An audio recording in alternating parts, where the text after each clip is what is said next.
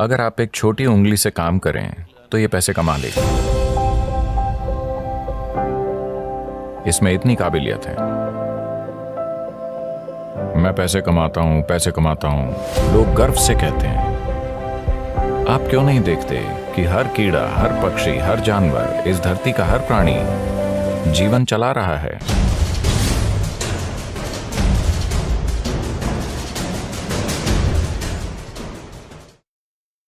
ये इंसानी प्रकृति है कि जो चीज आपको नहीं मिली है वही आपको सबसे ऊंची चीज लगती है। जो आपके पास नहीं होता उस पल वही सबसे बड़ा लगता है। अगर आपने 2 दिनों से खाना नहीं खाया तो खाना भगवान हो जाएगा। आया ना? नहीं? हाँ। अगर आपको यह समझ नहीं आया तो मुंह बंद करके 2 मिनट तक अपनी नाक पकड़िए। अब आप भगवान चाहेंगे या हवा? हवा। अगर भगवान खुद पूछें हवा चाहिए या भगवान, आप कहेंगे आप भाड़ में जाइए, मुझे सांस लेनी है। क्योंकि उस पल जो भी चीज आपके पास नहीं होती वो खुद को इतना बड़ा कर लेती है कि बाकी हर चीज को ढक लेती है। या दूसरे शब्दों में, जब आप मजबूरी की स्थिति में होते हैं तब चीजों को वैसा नहीं देखते जैसी वो हैं, वो बहुत बढ़ चढ़ जाती हैं।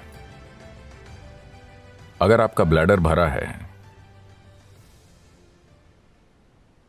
1 मिनट, मैं आत्मज्ञान की बात कर रहा हूं। आपका ब्लैडर भरा हुआ है, क्या आपको रुचि होगी? मुझे आत्मज्ञान नहीं चाहिए। फिलहाल बाथरूम जाना ही परम मुक्ति जैसा है। हाँ या ना? तो चाहे जो मजबूरी हो, मजबूरी की स्थिति होने पर आप किसी भी चीज को उसके असली रूप में नहीं देखते। Life will get distorted to make you think that that is it at that moment.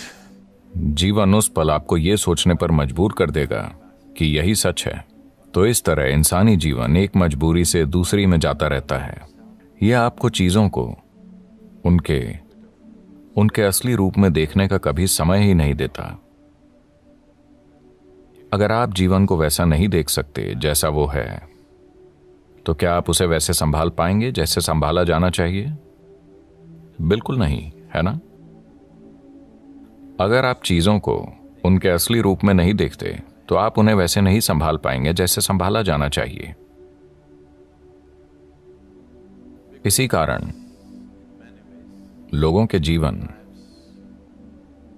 और समाज कई तरह से भद्दे हो गए हैं। जब मैं भद्दा कहता हूं तो मेरा मतलब है सामान्य।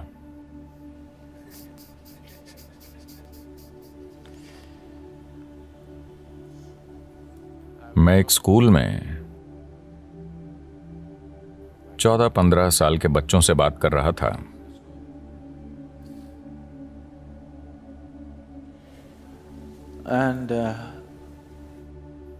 वो लगभग 11-12 लड़के लड़कियां थे। मैं उनसे पूछ रहा था कि वो आगे क्या करेंगे, क्योंकि वो शायद 10वीं क्लास में थे। वो सिर्फ नौकरी ढूंढकर पैसा कमाने की बात कर रहे थे। मुझे विश्वास ही नहीं हुआ, क्योंकि जीवन भर मैंने कभी पैसे कमाने की नहीं सोची।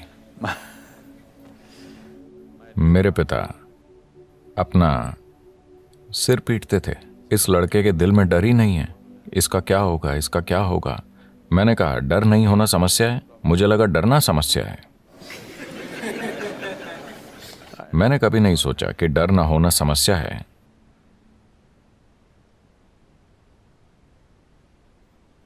तो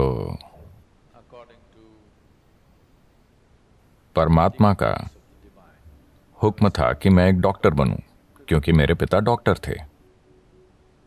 10 साल की उम्र में मैंने उनसे कहा, नहीं, ये तो मैं बिल्कुल नहीं बनूंगा, मैं डॉक्टर नहीं बनूंगा। पर रोज कोई ना कोई मुझसे कहता, तुम्हें सिर्फ एक डॉक्टर ही बनना चाहिए। आप भारतीय परिवारों को जानते हैं, डॉक्टर बनना ही पड़ता है। आजकल सॉफ्टवेयर सीखना पड़ता है। मैं 8 दिन शिकागो में था। 2 दिन पहले ही मैं भारत आया। तो 8 दिन पहले मैं शिकागो में था और वहां एक भारतीय व्यक्ति से मैंने पूछा, आप क्या करते हैं? और क्या सदगुरु, यानी वो एक सॉफ्टवेयर इंजीनियर है।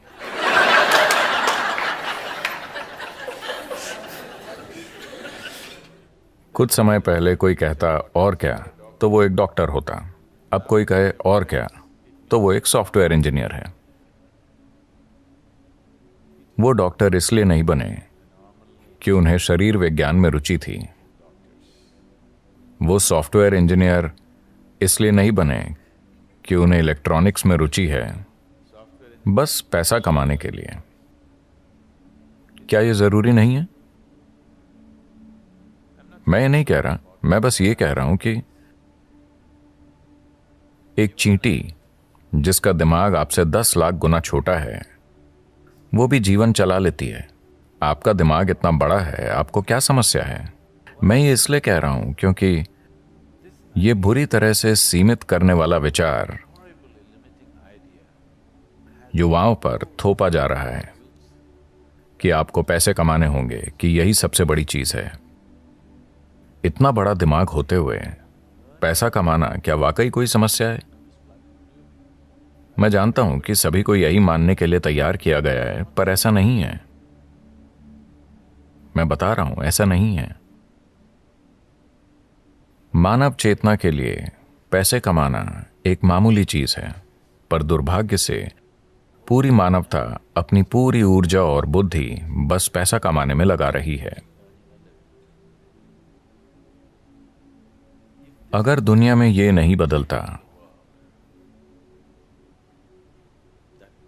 मैं ये नहीं कह रहा कि पैसे नहीं कमाने चाहिए, मैं बस ये कह रहा हूं कि इसे पूरी इंसानी चेतना पर हावी नहीं होना चाहिए। अगर आप एक छोटी उंगली से काम करें तो ये पैसे कमा लेगी, इसमें इतनी काबिलियत है। पूरी इंसानी प्रतिभा मुरझाकर मर गई है, सिर्फ इसलिए कि सभी सोच रहे हैं पैसे कैसे कमाएं, पैसे कैसे कमाएं। The moment they can earn a living, they will sit down and become fat. जब वो पैसा कमाने लगते हैं तो वो बैठे बैठे मोटे हो जाते हैं। आपको सोचना चाहिए, मैं इस जीवन के साथ क्या कर सकता हूं, है ना? आपको सोचना चाहिए, इस जीवन के साथ सबसे बड़ी चीज मैं क्या कर सकता हूं, क्योंकि एक दिन आप मर जाएंगे। क्या आप जानते हैं? क्या आपको पता है आप मर जाएंगे? तो मरने से पहले इस जीवन को परम संभावना तक पहुंचना चाहिए, है ना? मैं पैसे कमाता हूं, पैसे कमाता हूं, लोग गर्व से कहते हैं। आप क्यों नहीं देखते कि हर कीड़ा, हर पक्षी, हर जानवर, इस धरती का हर प्राणी जीवन चला रहा है? इतना गर्व कि मैं अपना जीवन चलाता हूं, इसमें इतना गर्व करने की क्या बात है? सभी अपना जीवन चला रहे हैं, है ना? सिर्फ इंसान ही इसे मुद्दा बना रहे हैं। बहुत बड़ा मुद्दा। जब मैं ये देखता हूं कि इंसानी बुद्धि जीवन चलाते चलाते कैसे कुर्बान हो गई है, तो विश्वास नहीं होता। मनुष्य कितना कुछ कर सकते थे, वो अद्भुत चीजें कर सकते थे, पर उसके बजाय वो पैसा कमा रहे हैं।